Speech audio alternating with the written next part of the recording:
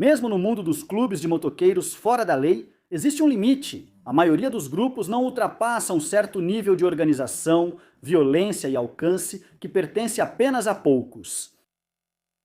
É basicamente isso. Na Califórnia, cara, raramente eram brigas de soco, sabe? Era muita facada e tiroteio, na verdade, quando... Eu não sei se isso realmente aconteceu, mas o boato que me contaram quando me mudei pra San Diego. E no topo dessa lista, acima das manchetes, as guerras. O Courtroom Battles é um clube que nasceu em uma garagem na Califórnia em 1969 e foi reconstruído ao longo de décadas, com sangue, precisão e lealdade absoluta. Os mongóis não foram moldados pelo mito, eles foram moldados pela rejeição.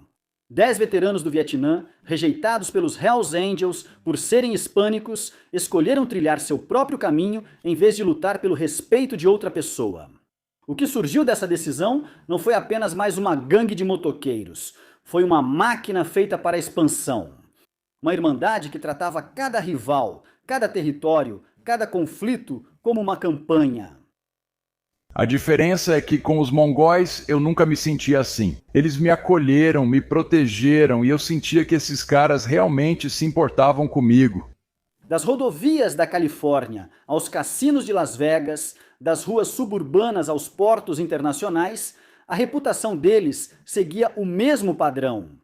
Movimentos silenciosos, violência repentina e um nível de organização que fez a polícia perceber que não estava lidando mais com motoqueiros, mas sim com uma organização. E com o passar dos anos, os mongóis não diminuíram o ritmo nem desapareceram como os clubes antigos. Eles se adaptaram, absorvendo grupos menores, infiltrando países, driblando repressões e avançando para territórios muito além dos Estados Unidos. Mas nada disso se compara ao que veio depois, porque os mongóis não apenas cresceram, eles deixaram a América e invadiram um continente.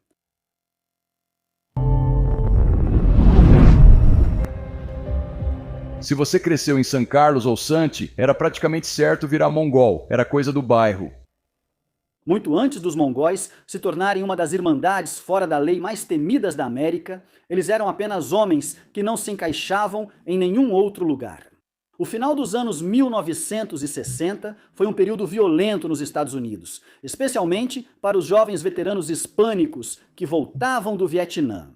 Eles voltaram para cidades que não os queriam, empregos que não existiam e clubes de motoqueiros que fecharam as portas na cara deles. A Califórnia tinha uma cultura forte de motocicletas, mas ela não foi feita para homens como eles. Homens que voltaram da guerra, endurecidos, disciplinados, unidos e procurando um lugar onde lealdade não fosse apenas uma palavra. Quando os Hells Angels, a força dominante na costa oeste, se recusaram a abrir suas fileiras para motociclistas latinos, essa rejeição criou a faísca que se tornaria algo muito maior do que qualquer um esperava. Montebello, nos arredores de Los Angeles, tornou-se o berço do movimento. Não era glamuroso, era uma malha operária de garagens, oficinas mecânicas, lojas de bebidas e bairros, onde a guerra nunca realmente acabou. Para os homens que moravam lá, Montebello tinha algo de que aqueles veteranos precisavam. Familiaridade, parecia casa.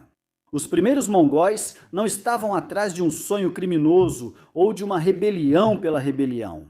Eles queriam irmandade, queriam algo que lembrasse o exército de novo. Estrutura, confiança e homens que ficariam ao seu lado sem hesitar. O nome que eles escolheram, mongóis, não era sobre caos, era sobre conquista, força e sobreviver ao impossível. Aqueles primeiros cavaleiros eram duros, disciplinados e extremamente leais. Eles andavam forte e permaneciam unidos. Eles não estavam tentando impressionar o mundo exterior, estavam construindo uma base que se sustentaria por seus próprios méritos. As primeiras reuniões deles aconteciam em pequenas casas e garagens apertadas, portas fechadas, janelas cobertas, caixas de cerveja servindo de cadeiras. As conversas eram silenciosas, mas decisivas. Eles criaram regras, funções e rituais com a mesma seriedade que levavam para o combate. O respeito não era pedido, era conquistado e ninguém usava o brasão até que todo o grupo acreditasse que ele entendia o que aquilo significava. Outros clubes os notaram rapidamente, não por causa da violência, mas por causa da disciplina. Os mongóis andavam em formações fechadas, nunca atravessando as faixas de forma desleixada. Eles se comportavam como uma unidade, não como uma multidão, e isso os tornava imprevisíveis. Ninguém os compreendia como faziam com outros clubes. Eles não faziam pose, não latiam, não faziam barulho para chamar a atenção, eles simplesmente apareciam. E só a presença já pode ser uma ameaça no mundo fora da lei.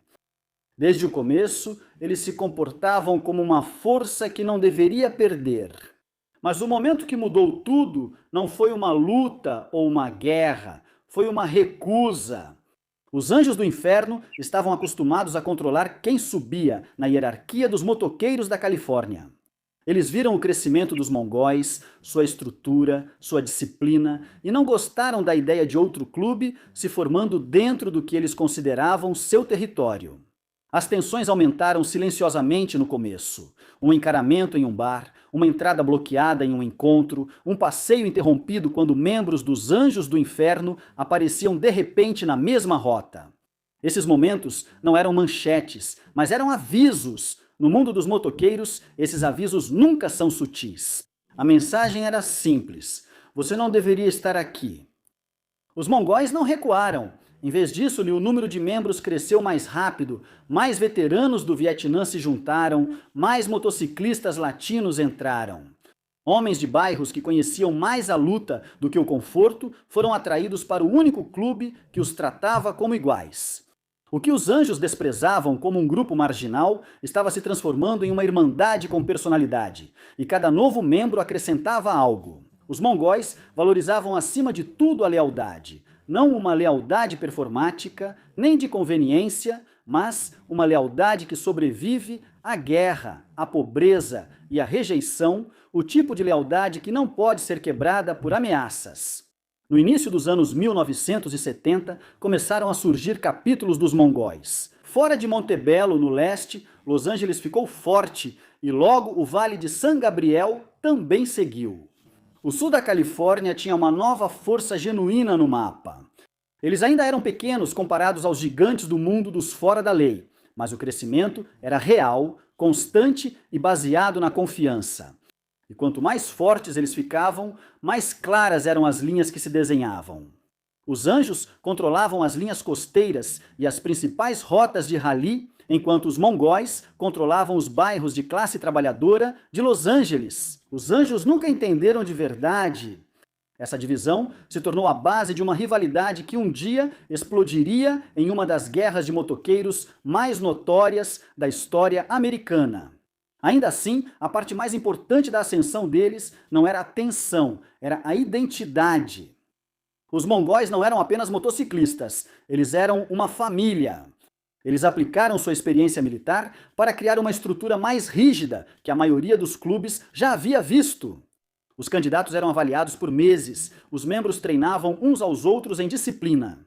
Eles criaram uma cultura onde o silêncio não era fraqueza, era esperado, onde a lealdade não era conquistada pela violência, mas sim pela consistência. Eles estabeleceram um sistema onde cada homem sabia seu papel e respeitava a hierarquia. Em um mundo construído sobre o caos, eles construíram ordem. Essa ordem se tornou o poder deles. E à medida que o clube se fortalecia, as rivalidades se intensificavam e a irmandade se expandia. Uma coisa ficou clara: os mongóis não iam desaparecer. Eles não iam ser expulsos do mapa. Eles não iam se curvar a um mundo dos motoqueiros que não os queria. Eles iam manter sua posição, construir seu império e forçar o mundo fora da lei a lidar com eles. Eles ainda não sabiam, mas esse era o começo de uma história que mudaria o equilíbrio de poder em toda a costa oeste. Os mongóis não eram mais apenas o clube que os anjos rejeitaram. Eles estavam se tornando o clube que os anjos temiam.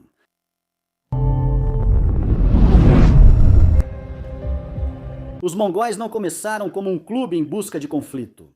Mas o mundo fora da lei tem sua própria gravidade, e mais cedo ou mais tarde, toda a força em ascensão é puxada para dentro dele. Em meados da década de 1970, a presença dos mongóis em Los Angeles era impossível de ignorar. Seus membros eram disciplinados, seus capítulos se multiplicavam e sua lealdade era mais profunda do que a maioria dos clubes já viu. Mas crescimento no mundo fora da lei não é apenas um marco, é uma declaração, e toda declaração provoca uma resposta. Essa resposta veio de um único lugar, os Hells Angels. Por décadas, os Angels foram a força dominante na Califórnia. Eles comandavam os maiores encontros, controlavam as principais rodovias e impunham uma regra não dita. Nenhum clube se expandia em seu estado sem permissão. Os mongols não pediram permissão. Eles não se curvaram à tradição, não seguiram as velhas regras, eles avançaram pelo território. Os anjos consideravam sagrado, e eles fizeram isso com uma confiança calma e controlada que enfureceu o clube mais antigo. O que piorava a situação era que os mongóis não eram nômades imprudentes tentando chamar atenção, eles estavam construindo uma máquina projetada para durar. Os primeiros confrontos aconteceram silenciosamente e longe dos olhos do público. Um impasse em um bar em San Fernando, um motociclista parado por 10 homens vestindo vermelho e branco. Um aviso em um beco, dado com força suficiente apenas para passar a mensagem. Nenhum desses momentos apareceu nas notícias, e esse era o objetivo. Os anjos não queriam uma guerra, e os mongóis não queriam entregá-la a eles. Mas cada confronto silencioso aumentava-se a pressão.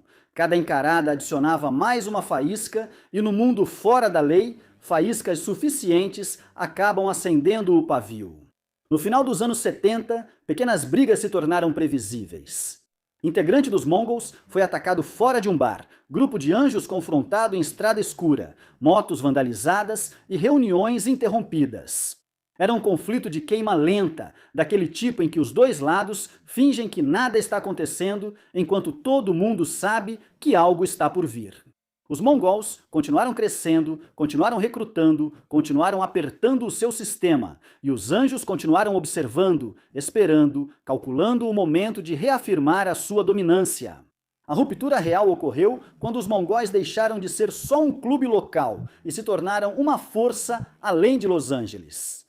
Capítulos estavam se formando em San Diego, Arizona, Nevada. As cores deles começaram a aparecer em lugares que os anjos consideravam seus há décadas. E a única coisa que os anjos mais temiam era outro clube se tornar forte o suficiente para desafiá-los na costa oeste. Esse medo foi o que finalmente quebrou o silêncio. O primeiro ponto de conflito público explodiu em um bar perto de San Diego, no início dos anos 1980, o tipo de lugar onde dois coletes rivais nunca deveriam estar sob o mesmo teto. Um mongol entrou usando as cores completas, um anjo se levantou para confrontá-lo, palavras foram trocadas, cadeiras arrastadas, uma garrafa quebrou e quando os socos começaram, tudo saiu do controle. Como sempre acontece no mundo fora da lei, rápido, feio e irreversível. Em poucos minutos, o bar se transformou em um campo de batalha. Quando a poeira baixou, ambos os clubes recuaram, mas nenhum esqueceu a humilhação do encontro. Os anjos esperavam que os mongóis cedessem. Em vez disso, os mongóis mantiveram sua posição. Aquele momento mudou o relacionamento para sempre. Os anjos perceberam que não estavam lidando com outro pequeno clube iniciante, estavam lidando com uma irmandade que se recusava a se ajoelhar. E os mongóis perceberam que a única maneira de sobreviver era nunca mais dar um passo para trás.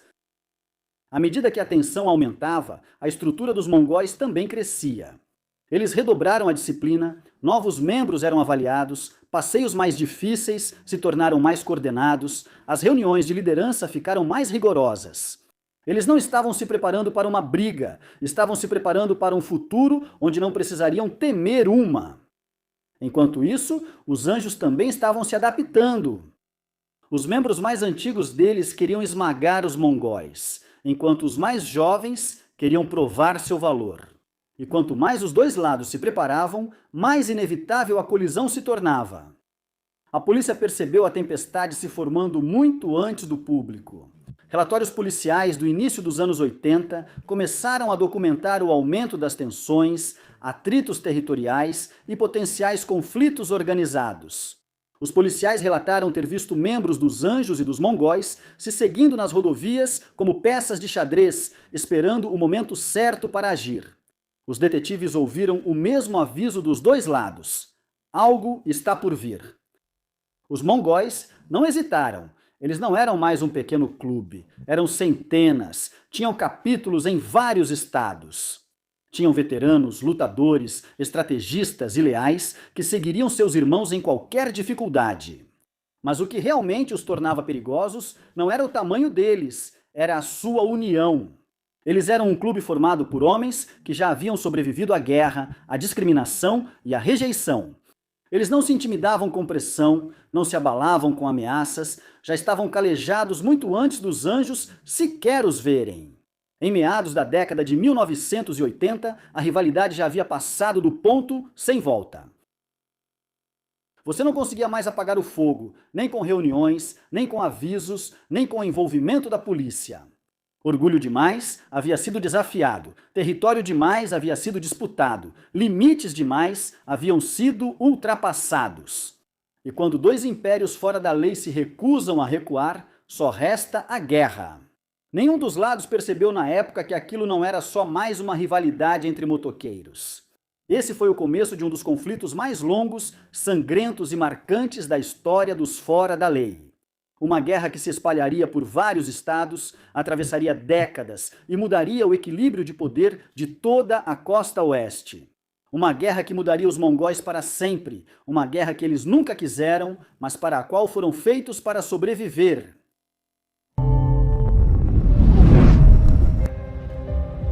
A primeira guerra de verdade entre os mongóis e os Anjos do Inferno não explodiu de uma só vez, ela foi se formando pedaço por pedaço. Até que cada passeio, cada reunião, cada bar tranquilo no sul da Califórnia parecia a pausa antes de uma briga. O mundo fora da lei não mantém registros oficiais, mas qualquer um que viveu no início dos anos 1980 poderia te dizer a mesma coisa. Nesse período, as estradas ficaram hostis. Naqueles anos, os mongóis estavam se tornando algo que os Anjos nunca tinham enfrentado antes. Uma força disciplinada, em rápido crescimento e fortemente unificada. Eles não estavam interessados em seguir as antigas tradições territoriais e não temiam a reputação dos Anjos. Essa falta de medo mudou o equilíbrio instantaneamente. Durante décadas, os Anjos assumiram que eram a autoridade final na costa oeste. De repente, havia um clube entrando nas cidades deles, abrindo filiais perto de seus redutos e se recusando a recuar. Cada anjo via isso como desafio, cada mongol via isso como sobrevivência. A primeira grande ruptura ocorreu durante uma corrida de moto perto de San Bernardino. Um grupo de mongóis seguia para o norte quando um grupo menor de anjos emparelhou ao lado deles. Sem palavras, sem avisos, apenas motores rugindo em seus flancos. Os dois grupos andaram lado a lado por quilômetros, se recusando a ceder espaço. Ainda não era violência, mas não precisava ser na cultura dos fora da lei. Andar em formação mostra domínio. Se outro clube controla sua faixa, você admite que eles têm mais autoridade. Os mongóis nunca cederam, os anjos nunca cederam. Aquele impasse na estrada se tornou o início não oficial do conflito. A partir daquele momento, ambos os clubes passaram a tratar cada encontro como um teste, nos postos de gasolina. Os mongóis estacionavam em formações fechadas e disciplinadas. Os anjos encaravam e esperavam uma reação. Nos bares, nenhum dos clubes tirava suas cores primeiro, outro sinal de domínio. Palavras eram trocadas, mandíbulas se contraíam, punhos se fechavam. O clima ficava cada vez mais tenso para todos. Então veio o primeiro ataque. Aconteceu do lado de fora de um bar ao nordeste de Los Angeles, um território que ambos os clubes reivindicavam. Dois mongols foram cercados por anjos, que exigiram que tirassem seus coletes ou saíssem. Isso vale para a maioria dos clubes. Essa exigência é uma humilhação simbólica para um mongol. É um ato de guerra. Os mongóis recusaram. Uma briga começou instantaneamente, garrafas foram quebradas, cadeiras destruídas e a confusão se espalhou para a rua até que ambos os lados recuaram antes da chegada da polícia. Ninguém morreu, mas o estrago já estava feito. O silêncio entre os dois clubes terminou naquela noite. A partir daí, o conflito escalou como uma reação em cadeia. Uma sede dos mongóis, em San Gabriel, foi vandalizada e um bar dos Anjos, em Riverside, relatou que os mongóis estavam seguindo seus membros. Motos foram riscadas, pneus furados, cercas cortadas. Nenhum desses eventos foi grande o suficiente para sair nos jornais, mas dentro do mundo, fora da lei, foram verdadeiros terremotos. Ambos os clubes sabiam que esses não eram atos aleatórios de desrespeito, eram mensagens. Os mongóis responderam a cada mensagem. Eles fortaleceram seus capítulos, apertaram o recrutamento, formalizaram a hierarquia interna e treinaram os candidatos mais duro do que nunca. Quando um mongol andava em público, ele não andava sozinho. A formação deles se tornou uma marca registrada, fechada, disciplinada, rápida e intimidadora. Isso enviava uma mensagem clara. Se você atacar um mongol, estará atacando todos eles. Essa união deixou os Anjos furiosos, porque significava que o clube mais jovem não estava apenas sobrevivendo, mas se fortalecendo através do conflito. Em meados da década de 1980, a guerra estava em pleno andamento. Brigas explodiram em bares de Montebello, San Gabriel e East LA. Ambos os clubes aumentaram sua presença em eventos de motociclistas, não para aproveitá-los, mas para se confrontarem. A polícia já estava acompanhando o aumento da violência, coletando relatos que mostravam um padrão constante. Dois grandes clubes fora da lei estavam presos em uma luta territorial, empurrando um ao outro cada vez mais perto de uma guerra aberta. Os mongóis não começaram essa briga, mas deixaram claro que nunca seriam os primeiros a acabar com ela. O que os diferenciava era essa mentalidade deles. Muitos membros eram veteranos, ex-soldados ou homens que já tinham sobrevivido a vidas mais difíceis nas ruas de Los Angeles. A mentalidade deles era construída em torno da resistência, não da intimidação. Eles não queriam mostrar que eram mais durões que os Anjos, mas sim que nunca os seguiriam. Essa diferença tornou o conflito mais profundo do que apenas território. Ele se tornou pessoal, cultural, ideológico. Todo mongol entendia o que a guerra significava. O clube estava lutando pelo direito de existir sob seus próprios termos. Todo anjo entendia o que a guerra significava. Pela primeira vez, eles não estavam lutando contra um clube que podiam assustar até a submissão. Em 1987, a guerra já tinha passado do ponto sem volta. Ataques incendiários, emboscadas, confrontos em rodovias, o tipo de escalada que a polícia vinha alertando há anos, finalmente explodiu. Os mongóis não recuaram, eles se organizaram, se prepararam, aprenderam, e a cada confronto, o mundo fora da lei percebeu a verdade. Os Hells Angels encontraram um rival que não podiam intimidar, e os mongóis se tornaram um clube forjado pelo conflito, endurecido, unificado e pronto para o que viesse a seguir.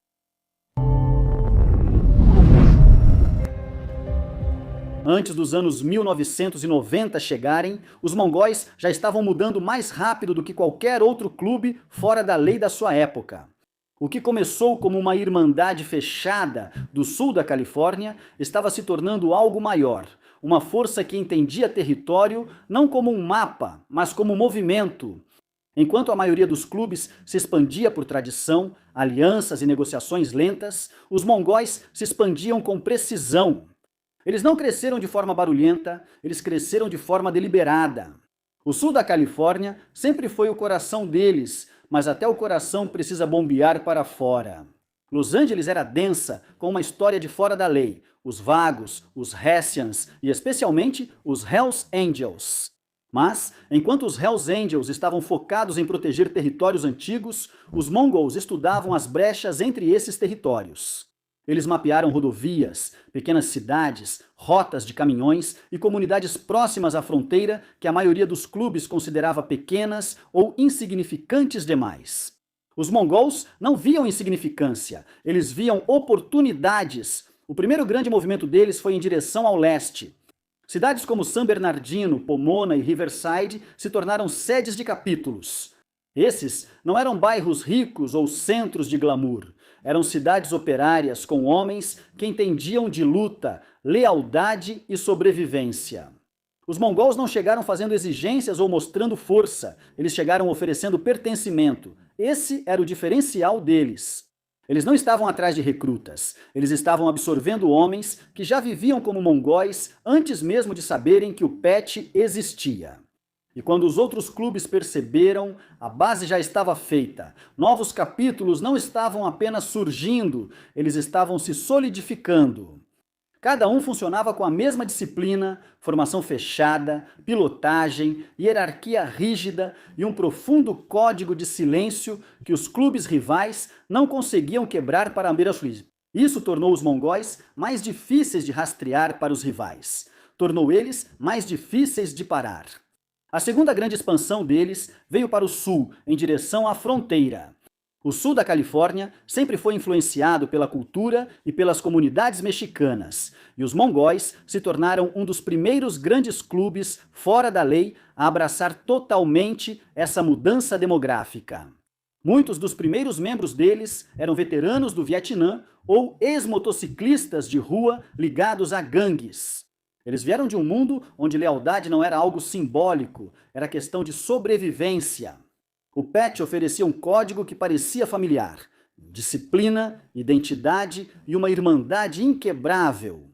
Essa mudança cultural virou a principal força dos mongóis. Enquanto outros clubes fora da lei seguiam dominados por membros brancos, os mongóis adotaram a diversidade desde o começo. Não era uma declaração política, era uma decisão tática.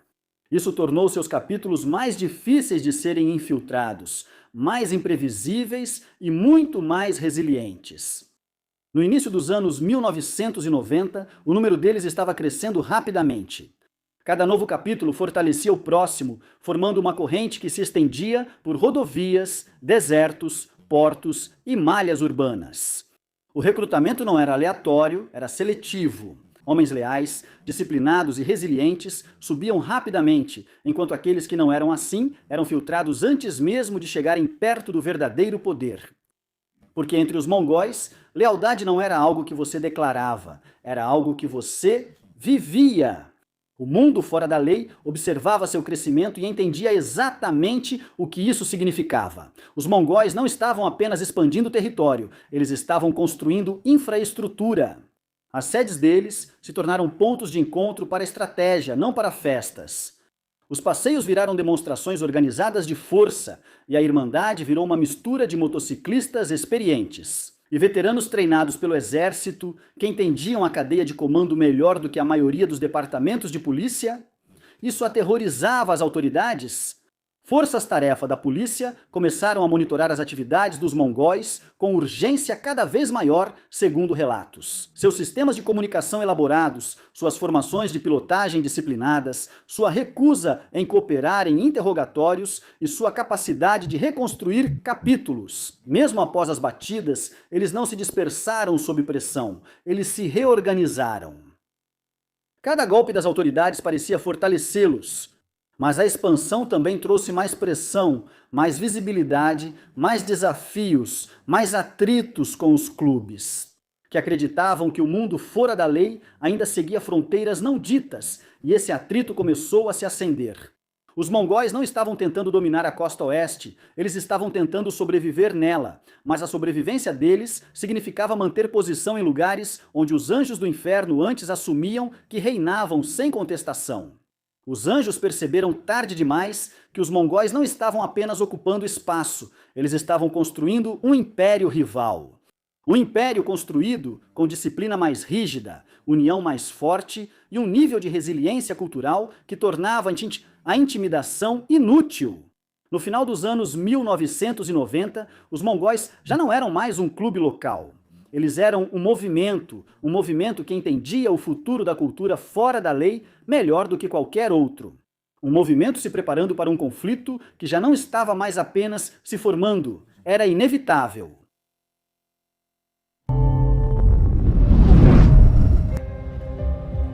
O território no mundo fora da lei não é desenhado no papel. É desenhado no asfalto, nos postos de gasolina, nas rodovias, nos bares, onde as paredes lembram cada encarada com mais clareza do que qualquer relatório policial. E quando os mongóis já tinham construído sua fortaleza pelo sul da Califórnia, a verdade não dita estava em todo lugar. Dois impérios agora ocupavam o mesmo território. Os Hells Angels passaram décadas dominando esse território só pela reputação. O legado deles se estendia da Bay Area até as fronteiras. Das manchetes antigas de jornal aos mitos dos tribunais, eram os nomes que os civis conheciam. Os filmes sobre os Pets romantizavam o clube que os outros clubes observavam antes de tomar qualquer atitude. Mas enquanto os anjos confiavam na história, os mongóis confiavam no impulso, um impulso disciplinado e de rápido crescimento, e esse impulso começava a pressionar os limites do reino dos anjos. As primeiras faíscas não foram explosões, foram olhares, sedes de clubes, passeios muito próximos que cruzavam as rotas uns dos outros. Membros avistando rivais nos postos de gasolina. Em cidades onde antes só existia um grupo, os clubes fora da lei viviam por fronteiras invisíveis, tão ferozmente quanto as gangues de rua. E assim que os mongóis entraram em cidades que os anjos acreditavam ser deles, o pavio foi aceso. Os primeiros confrontos eram pequenas brigas em estacionamentos, canos balançando atrás de bares de estrada, algumas motos incendiadas no meio da noite. Nada que fosse virar manchete de jornal, mas tudo que importava para homens que usavam seus coletes como armadura. A rivalidade não era só por território, era sobre identidade, orgulho, anos de história defendendo um brasão que significava mais do que qualquer lei poderia entender. Então vieram os anos 1990 e o fogo lento virou um incêndio fora de controle. Uma das primeiras grandes explosões aconteceu em Laughlin, Nevada, uma cidade feita para turistas. E as luzes de neon, de repente, se tornaram o cenário de uma batalha tão explosiva que o mundo finalmente entendeu a profundidade da rivalidade entre os Mongols e os Hells Angels. Dentro do cassino, o caos tomou conta do salão. Socos, facas, cadeiras e o som de tiros ricocheteando nas máquinas caça-níqueis. Quando o chão foi limpo novamente, 3 homens estavam mortos, 2 Angels, um Mongol, e a rivalidade já não era mais algo que vivia em sussurros. Ela vivia diante das câmeras. E o que todos viram nessas imagens foi isso. Os mongols não fugiram, não ficaram paralisados, eles lutaram com a mesma união. Eles cavalgavam ombro a ombro, se movendo como um só organismo em direção aos anjos. Isso era assustador. Para as autoridades, isso foi a confirmação de que os mongols não eram apenas mais um clube, eles eram uma ameaça estruturada. Depois de Laughlin, a rivalidade não esfriou, ela se intensificou. Cada passeio virou um cálculo, cada encontro um risco. Os membros analisavam cada espelho, cada retrovisor, sabendo que os próximos segundos poderiam mudar tudo.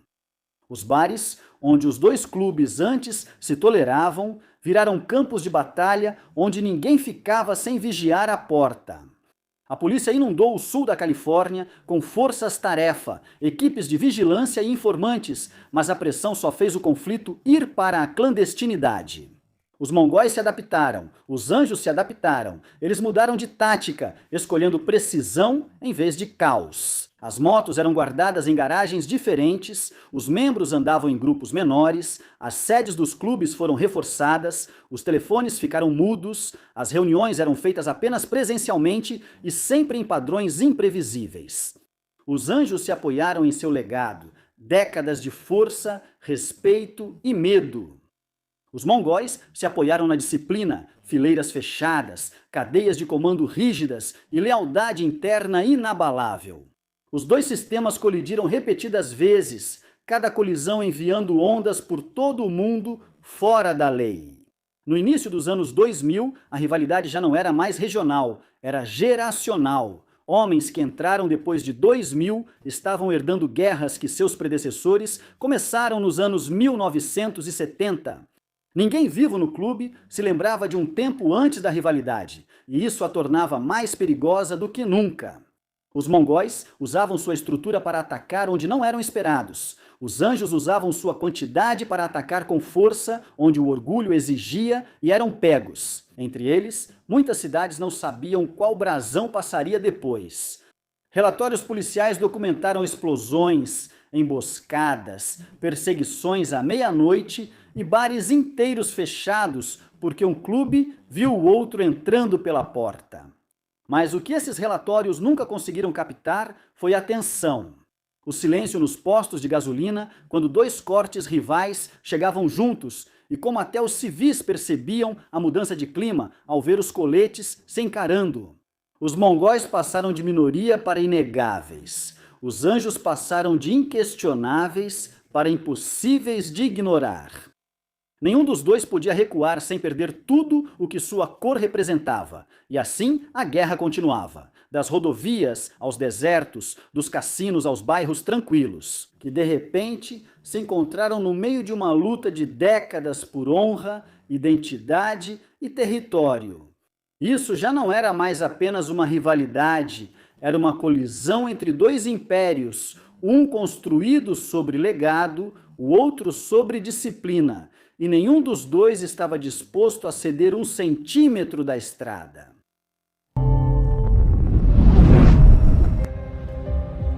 Toda guerra fora da lei deixa um rastro, mas essa deixou um mapa. O ATF passou anos estudando camada por camada até entender exatamente como destruir os mongóis sem disparar um único tiro. Os mongóis e os anjos do inferno estavam presos em uma luta territorial há décadas, mas o derramamento de sangue em Lublin mudou tudo para as autoridades.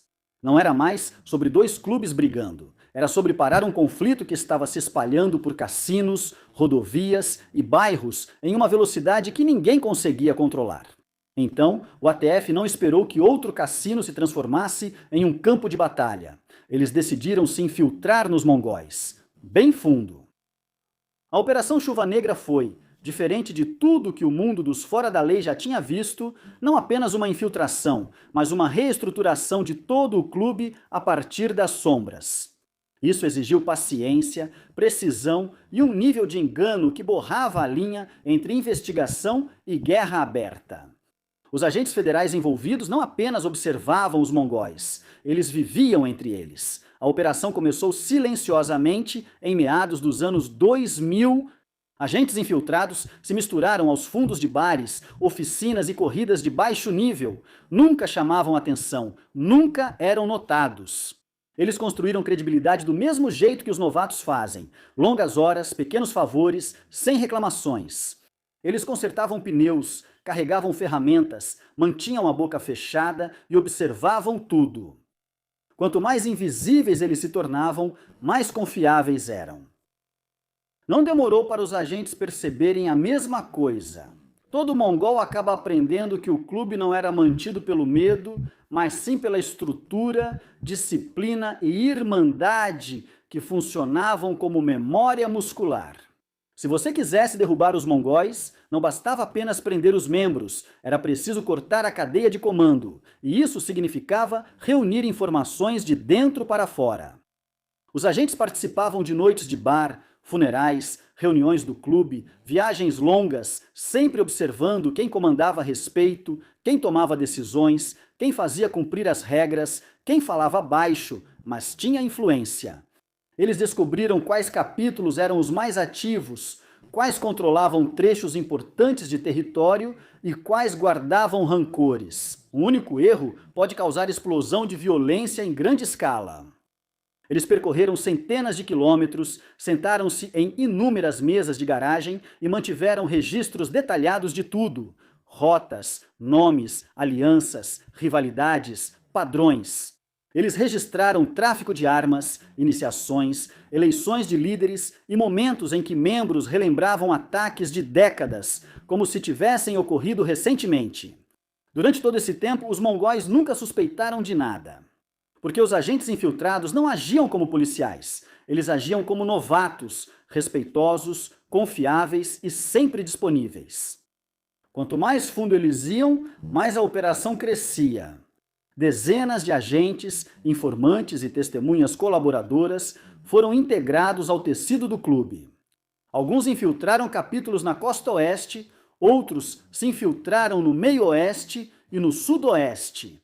Quando os mongols perceberam que algo estava errado, o ATF já havia construído um plano de 3 anos de toda a organização deles.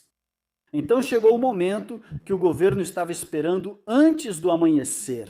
Em 21 de outubro de 2008, equipes federais se moveram como uma força de ataque coordenada por 6 estados. Era uma imagem espelhada da própria estrutura dos mongóis. Sem hesitação, sem movimentos desperdiçados, tudo acontecendo ao mesmo tempo.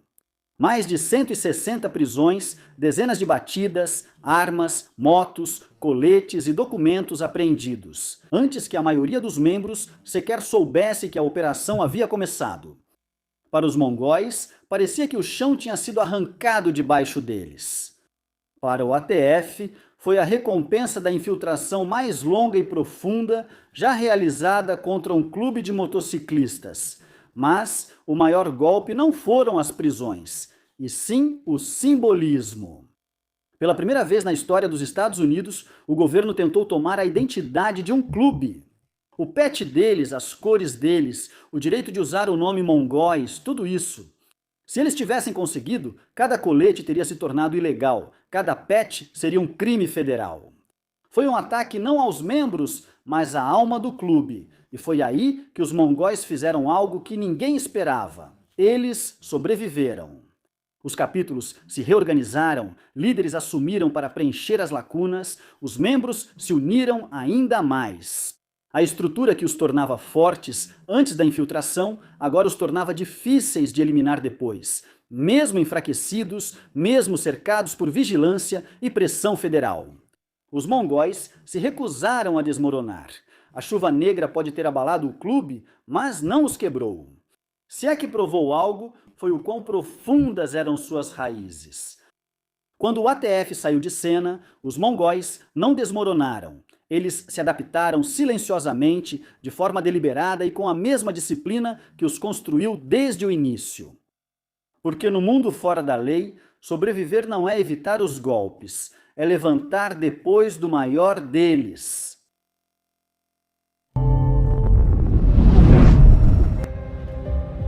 Depois da Operação Chuva Negra, os mongóis deveriam ter desaparecido, qualquer outro clube teria. Seus principais líderes estavam algemados, sua estrutura foi exposta e sua política interna foi arrastada para tribunais federais para o mundo todo ver. Anos de trabalho infiltrado produziram montanhas de provas. Após as batidas policiais esvaziarem suas sedes, promotores acreditavam ter um caso forte o bastante para acabar com os mongóis de vez. Mas eles subestimaram uma coisa: os mongóis nasceram no exílio. Eles foram formados por homens que viveram na rejeição. Sobrevivência não era novidade para eles, era a história de origem deles. Após as batidas, o clube não desmoronou como o governo esperava. Eles fecharam suas fileiras, os capítulos ficaram menores, as reuniões ficaram em silêncio e a nova estrutura de liderança funcionava como um batimento cardíaco, constante, invisível, impossível de rastrear. Os mongóis sempre prosperaram nas sombras, e agora as sombras voltaram a ser o escudo deles. Mas a luta não estava mais só nas ruas. Ela tinha se mudado para um tribunal na Califórnia, onde o governo tentou algo que ninguém jamais havia tentado antes: tomar o pet de um motoclube. A promotoria argumentou que o emblema dos mongóis, a figura preta e branca de Genghis Khan, não era apenas um símbolo. Eles disseram que era uma marca criminosa, uma marca ligada à violência. Depois da Operação Chuva Negra, os mongóis deveriam ter desaparecido, qualquer outro clube teria. Seus principais líderes estavam algemados, sua estrutura foi exposta e sua política interna foi arrastada para tribunais federais para que o mundo inteiro visse. Anos de trabalho infiltrado produziram montanhas de provas. As operações policiais esvaziaram suas sedes e os promotores achavam que haviam reunido provas para acabar com os mongóis de vez. Mas eles subestimaram uma coisa: os mongóis nasceram no exílio. Eles foram formados por homens que viveram na rejeição. Sobrevivência não era novidade para eles, era a história de origem deles. Após as batidas, o clube não desmoronou como o governo esperava. Eles fecharam ainda mais os círculos, os capítulos ficaram menores, as reuniões ficaram em silêncio e a nova estrutura de liderança funcionava como um batimento cardíaco, constante, invisível, impossível de rastrear. Os mongóis sempre prosperaram nas sombras e agora as sombras voltaram a ser o escudo deles. Mas a luta não estava mais só nas ruas. Ela havia se mudado para um tribunal na Califórnia, onde o governo tentou algo que ninguém jamais havia tentado antes: tomar o brasão de um motoclube. A promotoria argumentou que o emblema dos mongols, a figura preta e branca de Genghis Khan, não era apenas um símbolo. Eles disseram que era uma marca criminosa, uma marca ligada à violência, tráfico e assassinato. Eles queriam o direito legal de apreendê-lo, de tornar ilegal que qualquer pessoa usasse o pet em público novamente. Não se tratava mais de prender indivíduos, era sobre apagar a identidade do clube para as autoridades. Era o golpe final, a maneira de privar a organização de recrutamento, orgulho e reconhecimento para os mongóis. Era a guerra. A batalha no tribunal se tornou uma das lutas legais mais incomuns da história americana. Os promotores trouxeram fotos, jaquetas, armas e parafernália do clube como se estivessem exibindo armas. Eles chamaram o pet de uma ferramenta de intimidação, algo projetado para ameaçar o público. Os advogados de defesa argumentaram o contrário. Eles disseram que o pet era uma forma de expressão protegida pela primeira emenda, não diferente de uma bandeira ou uma tatuagem. Eles lembraram ao tribunal que você não proíbe um símbolo, você processa pessoas. O pet não era o crime, era a identidade. Os membros ficaram em silêncio nas audiências, vestindo ternos ao lado de seus advogados, sem mostrar emoção. Eles já tinham passado por isso antes. O clube já havia enfrentado agentes infiltrados, gangues rivais, emboscadas, batidas policiais e traições. Este era apenas mais um campo de batalha com armas diferentes, e nesta arena o silêncio era a vantagem deles. Sem explosões, sem declarações, sem deslizes, apenas paciência. Meses se arrastaram. Os jurados ouviram argumentos que borravam a linha entre cultura e crime. Alguns especialistas afirmaram que os emblemas dos fora da lei eram equivalentes a sinais de gangue. Outros alertaram que permitir que o governo confiscasse símbolos estabelecia um precedente perigoso para a liberdade de expressão. Pela primeira vez, pessoas de fora do mundo dos motociclistas perceberam o que estava em jogo. Se o governo pudesse confiscar um pet, então nenhum símbolo, por mais controverso que fosse, estaria seguro. Quando o veredito finalmente saiu, surpreendeu quase todo mundo. O júri concordou que alguns membros dos mongols haviam cometido crimes sob os estatutos RICO, mas se recusou a dar ao governo o poder de confiscar o pet. Não foi apenas uma vitória legal, foi uma declaração. Os mongols sobreviveram à maior infiltração da história da ATF e agora tinham derrotado uma tentativa federal de apagar sua identidade. O governo recorreu, o Tribunal de Apelação manteve a decisão, o emblema permaneceu. Esse momento se tornou um ponto de virada na história do clube. A chuva negra tinha sido criada para destruí-los. O julgamento do emblema se tornou o momento em que eles perceberam que podiam ser parte rebeldia, parte disciplina, parte desafio. Eles nasceram da rejeição, foram moldados pelo conflito, quase destruídos pela infiltração e definidos pela capacidade de sobreviver a todas as tentativas de enterrá-los. A história deles não é limpa ou heróica, é crua, violenta, disciplinada e profundamente humana. Uma história de homens que não abriram mão da única identidade que consideravam realmente sua. Hoje, quando um mongol percorre uma rodovia da Califórnia, o brasão em suas costas é mais do que um pedaço de tecido. É um símbolo que sobreviveu a uma guerra, um símbolo que uma força-tarefa federal tentou confiscar e falhou. Um símbolo construído por homens que sobreviveram ao exílio, à rivalidade, a invasões e à perseguição. Um símbolo que ainda representa uma ideia simples: nós ainda estamos aqui. E para um clube forjado na rejeição, sobreviver não é apenas uma vitória, é o objetivo principal. Os mongóis nunca deveriam ter sobrevivido. Nem as guerras de rua, nem as traições, nem a infiltração que atingiu profundamente sua liderança. E definitivamente não uma tentativa federal de arrancar o próprio símbolo costurado em suas costas. Mas de alguma forma, cada golpe só gravava ainda mais o nome deles no asfalto. Eles resistiram a agentes infiltrados que viveram ao lado deles por anos, resistiram a clubes rivais que tentaram sufocar sua expansão. Eles resistiram aos processos, às manchetes, às batidas policiais, às audiências e aos veredictos que os pintavam como um império do crime. Eles resistiram a tudo que foi feito para apagá-los. Porque os mongóis nunca foram apenas um clube, eles foram uma resposta, uma criação nascida de homens que não se encaixavam no mundo. Eles eram homens rejeitados que construíram o próprio mundo. Em vez disso, o brasão deles virou um mapa, as motos se tornaram sua armadura e a estrada virou um lugar onde ninguém mais podia escrever a história deles. Nem o Estado, nem o governo federal, nem os rivais, ninguém. Mesmo depois que a Operação Chuva Negra destruiu a hierarquia deles e expôs seus segredos à luz do dia, mesmo depois que os tribunais transformaram a cultura deles em prova.